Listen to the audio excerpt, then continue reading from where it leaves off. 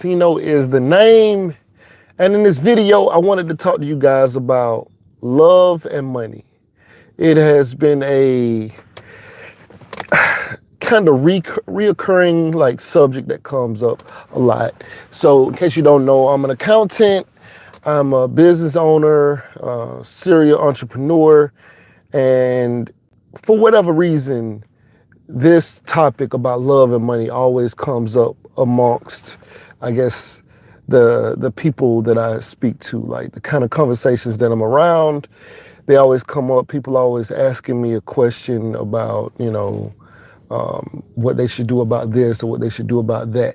And I just kind of wanted to do a video on this because I have like learned a lot about how people see love and how people see money, and especially when it comes to like building a legacy, and business and also family even, right?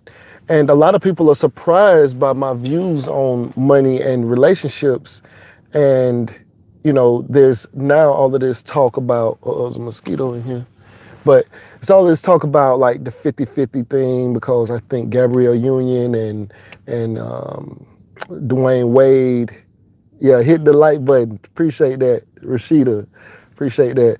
Yeah, but they are talking about the 50-50 thing, and a lot of people have opposing views because they know Dwayne Wade has a lot of money, probably, well, they're on the assumption he has more money than Gabrielle Union and vice versa. And so people are just surprised that they have this 50-50 thing. And I don't really understand why everybody is so concerned with how somebody else lives and feels like this is right or this is wrong or whatever. I think whatever works for you. But when it comes to, let's say, love and money, it is very apparent that people care a lot about money when it comes to their love life. Like, I ask people, because people ask me, like what, because I ask them and then they in turn ask me. And so I ask, what is the lowest amount of money that somebody can make before you take them serious, as far as like being in a real relationship with them? What is the lowest amount of money? Ladies, what is the lowest amount of money that a man can make? He explained it more detail in his interview with Shannon Sharp, for sure. But what is the lowest, Rashida, since you're watching right now, what is the lowest amount of money a man can make before you take him serious as far as really being in a relationship with him? At this point in time in your life, if you were to get in a relationship, I don't know your position, but if you were to go into a new relationship right now, what is the lowest amount of money a man can make before you could take him serious in a relationship? And guys, if there's any guys watching, I want you to answer the same question. What is the lowest amount of money that a woman can make before you can take her serious in a relationship? I want everybody, if you ever watch this video at any point in time, I want you to ask that question to yourself and maybe get in the chat and comment section or whatever, and let me know what is the lowest amount of money that a person can make before you take them serious in a relationship. Now, me personally, and I don't want to say this to skew anybody's perspective on things, and I don't think I could with my statement, but money does not matter to me in a relationship. It just doesn't. When I think about love is it's like personal, right? Like it's not about money at all for me. Like, I don't care if you have a good job. I don't care if you're unemployed. I don't care if, there's certain occupations that I wouldn't want to, be involved with somebody, say somebody's in the adult industry. I wouldn't want that because, that's crossing the line of intimacy and things like that. Okay, so Rashida, hold on. Let me go see what Rashida says. I gotta sign in on this other phone so I can actually see what she's saying. Give me 1 second. All right. Turn the volume down. Oh shoot, press the wrong button. All right, hold on. Let me catch up. I saw something about 35,000, so hold on. Okay. All right. So Rashida says that's hard to say. A lot of factors to consider. I'll say 35,000. So Rashida says a man needs to make at least 35,000 before she can take him serious in a relationship. I'm not mad at you for that. That's one of the lowest numbers I've ever seen, actually, as a matter of fact. Usually people tell me a guy needs to make at least 90,000, 80,000. Most people try to stay, especially the rich women that I know, they want a guy who makes at least six figures because to them, it doesn't make sense to be in a relationship with anybody who doesn't make at least that. To not make 80,000 is considered poverty to them. So there you have it. But me personally, it's hard to put I wouldn't care. You know, as a guy, it wouldn't matter if a woman made 80,000, 100,000, 200,000, $1 million a year, has a net worth of 20 million, or if she was working at a dollar store. Wouldn't matter. Wouldn't matter. Hell, she didn't even have to have a job, right? So I think the perspective of love and money is just very different. For me, just thinking about it is because one, it's not about money. Two, happiness, if somebody makes you happy, I just don't value those two things the same way. And I know that, I guess, probably 99% of the population does look at it differently. I'm from the bottom. Like, I came out the hood, so like, I'm from where we can struggle together. And, you know, I got your back, you got mine. Like, there's nothing more powerful to me than that. Like, to know this person has me and I have them and stuff like that. And, you know, if I got $10, then and you need $5, you got it, and vice versa. But, okay, Rashida says, hold on, let me see what Rashida said. Rashida says, average income is 50K. I don't need someone to take care of me. I'm good. He has to be able to take care of himself first. So, me personally, even with that, ideally, you want somebody to be able to take care of themselves. And even with 35,000 or even 50,000, it depends on a lot of different factors whether or not they're even able to take care of themselves with that amount of money. It's people with 100,000 who making 100,000 and can't afford to take care of themselves because of prior decisions or where they live or whatever.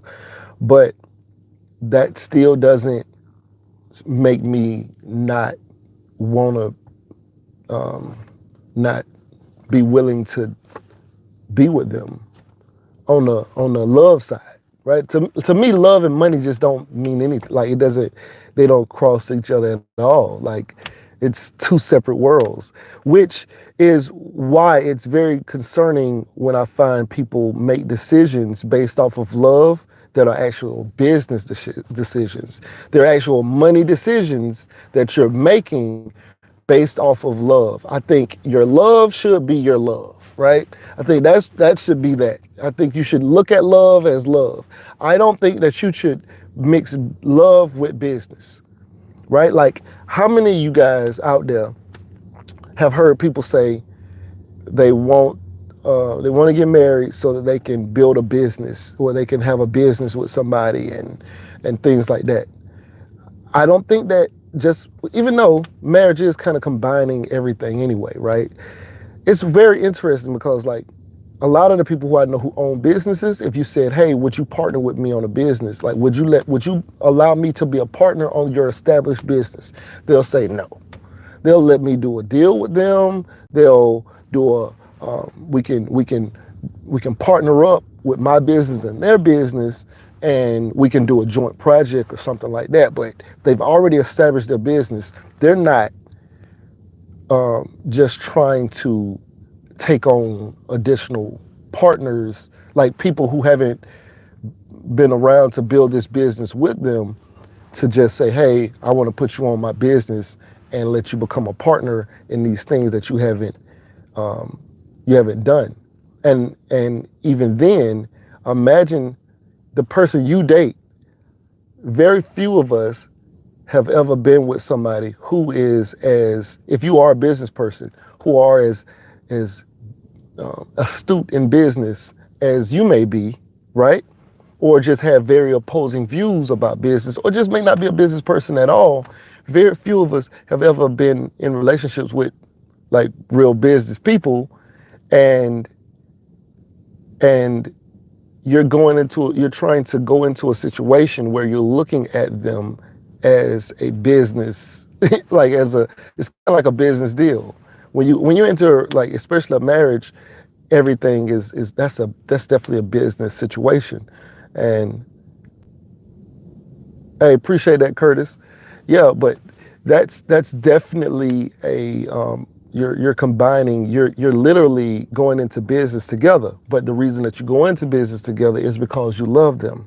But if I just said, hey, separate, say, let's not think about marriage. Let's say, hey, would you let this person that you met, that you just head over heels about, this nurse, this construction worker, this person who, works at a dental clinic, whatever it is, would you go into business with this person? Most people will say no. Whenever we have these kind of discussions, I'm usually talking to business owners and things like that, and I'm like, hey, would you put this person on your bank account? And they're like, nah. Hey, would you do this? Nah. Hey, would you, but that's literally kind of what you're doing when you get married. Like you're saying this person is going to be good in business, or not necessarily that they're going to be good in business, but you're trusting them with all of your business. And so when you start thinking about love, I'm still one to say, don't think about the business side when you think about love. But when you start making decisions about, say, like, I guess like marriage and things like that, then, that is more of a business decision than a love decision. You could be with somebody. That's just love. But when you start actually putting things into place, you need to start taking it, then you need to start, okay, this is business now.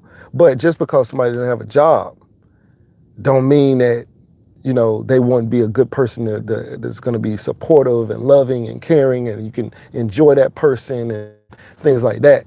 But I find that most people are making decisions on how they date based off of where a person is financially and things like that. Hold on, let me see what, I can't see the live chat. Hold on, let me see.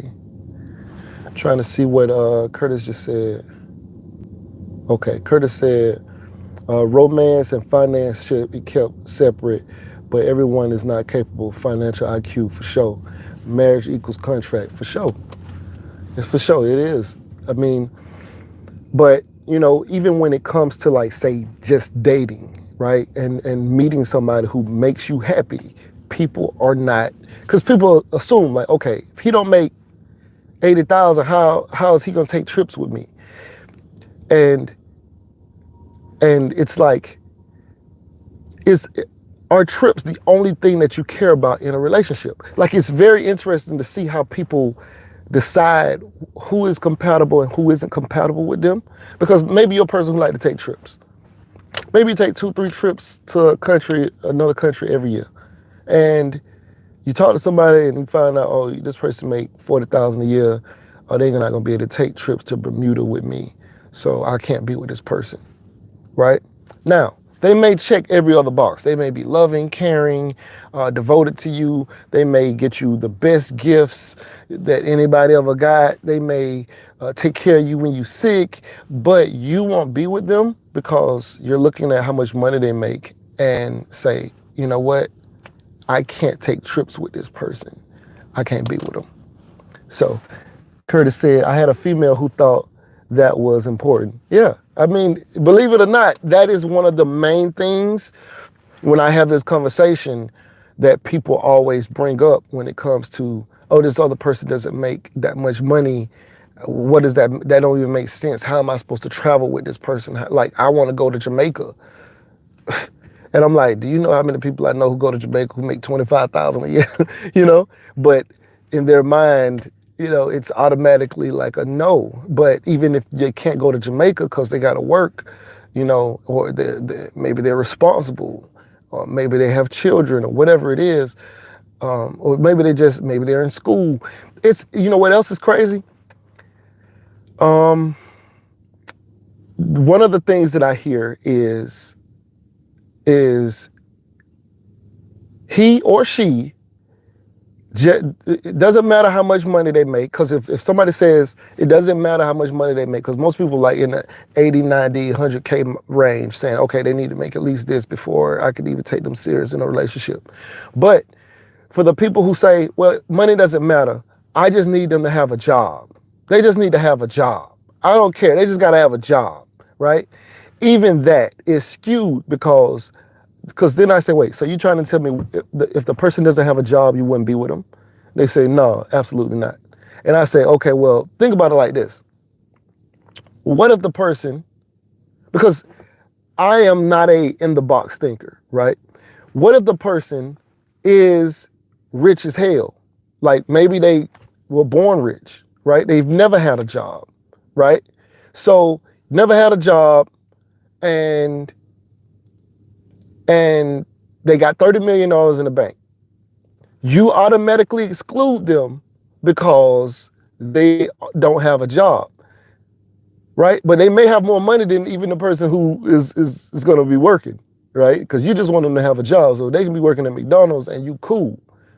But this person don't have a job, and you say, hey, what is your name? You got a job? No, I don't have a job. Oh, okay, I can't deal with you. You automatically exclude them. We're too boxed in mentally to even, it's crazy. It's people who make six figures and are struggling worse than somebody who's making 40,000, because the person who's making 40,000 makes good financial decisions, maybe has a house that was left to them from their family, or that they live in a city where it doesn't require that much money, and the person you looking at who make 100,000 lives in an expensive city with a bunch of kids, and you know, it's all these different scenarios, and you're just looking at things from a very limited window. That's all I'm trying to say about that. But yeah, I just find it as an interesting kind of thing when I see, oh, this has to be this has to be this. But it's like Rashida said, it's so many extra factors that have to go into this before you can even make a decision, or you can even really understand fully. So I say, y'all should go out, if y'all single or whatever, not worry about it, especially for the people who are in a relationship. It's people who are in a relationship and they significant other that they say they love and they care about, and this and this and this and this, just got off their job or just ended up not financially straight right now. And you got more than enough money to pay the lights and to pay the water and to pay the rent and the whatever and whatever. And they like, yo, man, I ain't straight right now. And you will let that separate y'all. You will let that in your relationship. I know somebody who was just engaged, and the reason why they're no longer engaged is because when I asked her, I said, so why aren't y'all currently still engaged? The response was, because, I don't want to say he couldn't keep up, because he fell off or something like that. Like, he lost his job, you know what I'm saying? I can't be with nobody like that, you know? And it's like, wait, that's like, say if you were into a serious relationship, say like marriage or whatever, you know, when they say through thick and thin, death do you part, all of that kind of stuff, those things are saying, what if he ain't got no money? You know what I'm saying? Like, thick and thin, that's, that's, what if he ain't got no money, right?